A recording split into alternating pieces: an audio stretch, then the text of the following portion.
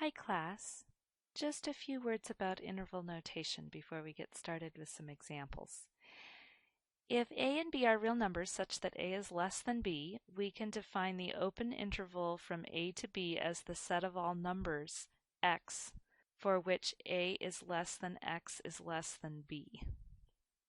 So when we're using this notation, this interval from a to b, it's the same thing as saying the set of all x such that a is less than x and x is less than b.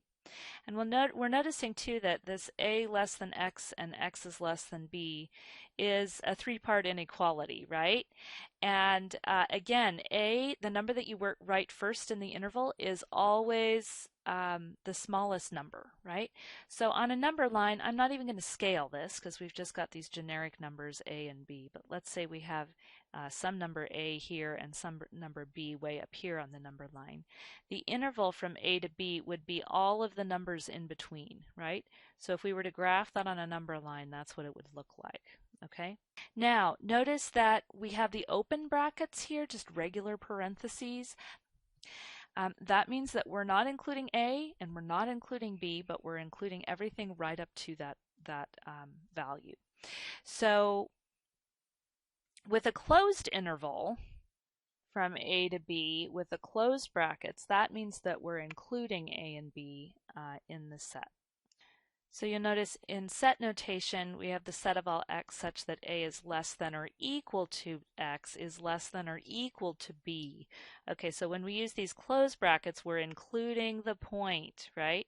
So let's say we have a down here and b up here. A is always less than b. Whatever number comes first in the interval is the least number. And the open brackets indicate that we're not including the point. Okay, so I just want to make that clear here.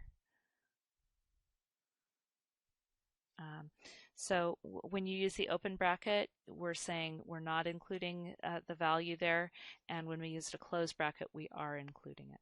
So we can also have half open intervals, so we could be including one of the endpoints of the interval but not the other.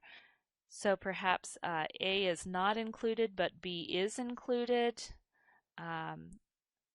We would use the open bracket at a and the closed bracket at b, and we'd include everything in the middle. Or we could have it the other way around. Maybe we're including a, but we're not including b. So we have a closed bracket at a and an open bracket at b, and everything in between, right? A is less than or equal to x is less than b.